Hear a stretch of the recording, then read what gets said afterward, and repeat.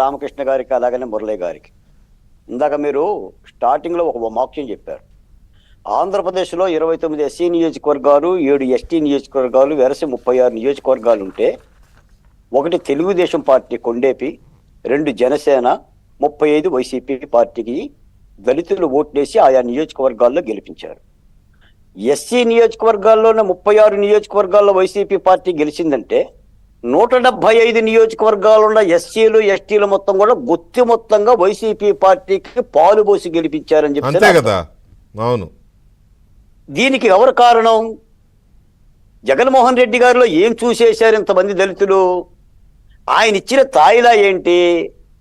ఏ తెలుగుదేశం పార్టీకి ఎందుకు వాళ్ళు హక్కును చేర్చుకోలేకపోయారు? ఎందుకు గెలిపించలేకపోయారు? ఇవి ప్రశ్నలు. కేవలం జగన్మోహన్ రెడ్డి గారి నవరత్నాలకే, మాయా మత్స్యంద్రులకే, పాదయాత్రలకే గురై ఓట్లేశారా? లేదా తెలుగుదేశం పార్టీకి దళిత సమూహం ఏమన్నా దూరం అయ్యిందా? దూరం అయితే దానికి పరిష్కారాలు ఏంటి? నేను ఒక మాట చెప్తాను. ఈ రోజు కూడా పూతలపట్టు ఎమ్మెల్యే ఎంఎస్ బాబు గారు మాట్లాడుతున్నారు, రాజు గారు మాట్లాడుతున్నారు. నన్ను చాలా చేత్కారాన్ని గురి చేశారు, దళితులంటే చులకనగా చూశారు, ఐపాక్ టీం డబ్బులు తీసుకొని మరి ఇటువంటి సర్వేలు ఇస్తుంది అని. తర్వాత డొక్క మాణిక్యవర ప్రసాద్ ఒక 5 నిమిషాలు నాకు ఇంటర్వ్యూ కూడా దొరకటం లేదని చెప్పి మాట్లాడారు. నేను ఒక మాట చెప్తాను, వెంకటకృష్ణ గారు, మీరు అంగీకరించకపోయినా ఆంధ్రప్రదేశ్లో లేదా ఎక్కడైనా సరే దళిత సమూహాలే ప్రశ్నిస్తాయి. ఈ రోజున ఒక నిర్బంధ వేళలో మీరు నేను కలిసి ఇదే డిబేట్లో డాక్టర్ సుధాకర్ గురించి కానీ, అచ్చెన్న గురించి కానీ, వజీరా గురించి కానీ, అబ్దుల్ సలాం గురించి కానీ, అమరావతి రైతుల గురించి కానీ భీషణ ప్రతిజ్ఞలు చేసి తొలగొట్టి మరి మనం మాట్లాడాం. ఆ రోజున ఏ వైసీపీ ఎమ్మెల్యే మాట్లాడలా, ఏ దళిత ఎమ్మెల్యే మాట్లాడలా. ఈ రోజున వాళ్ళకి కూడా సీట్లు జరిగింది. మన రాష్ట్రంలో ఎవరికైతే భద్రత లేదని దళితులకు అనుకున్నామో ఎస్టీలకు భద్రత లేదు, ఎస్టీలకు భద్రత లేదు. ఆఖరికి ఇప్పుడు వైసీపీలో ఉన్న ఎస్సీ ఎమ్మెల్యేలకి, ఎస్టీ ఎమ్మెల్యేలకి భద్రత లేదు.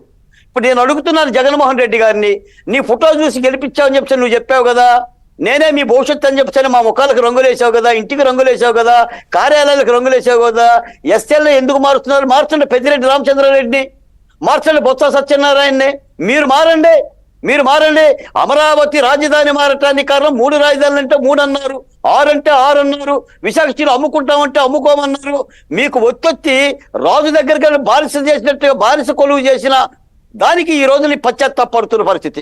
నేను మాట చెప్తా వెంకటకృష్ణ గారు, చింతామణి నాటకంలో సుబ్బిశెట్టి అంటాడు, కొట్టింది ఆవిడ గుర్తు లేదు కానీ లేవదీసింది నన్నని. ఒక్కొక్క ఎమ్మెల్యేని లోపల గదిలోకి పిలిచి చాక్లెట్ ఇస్తున్నాడో తెలీదు, కొడుతున్నాడో తెలీదు, పక్కన సజ్జల రామకృష్ణారెడ్డి గారి గేటు దగ్గర కూర్చొని ఆయన ఒక ప్రాయశ్చిత్త వాక్యాలు పెట్టి మళ్ళీ రండి అని చెప్తున్నాడు.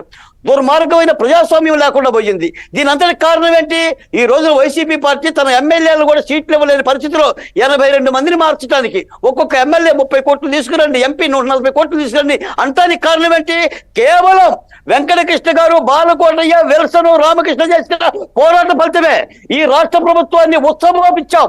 పాలు పోసి గెలిపించిన వైసీపీ ప్రభుత్వం ఈ రాష్ట్రంలో దళితుల మీద ఉత్సవోసింది, మూత్ర విసర్జన చేసింది, శిరోముండనాలు చేసింది, హత్యలు చేసింది, మానభంగనం చేసింది.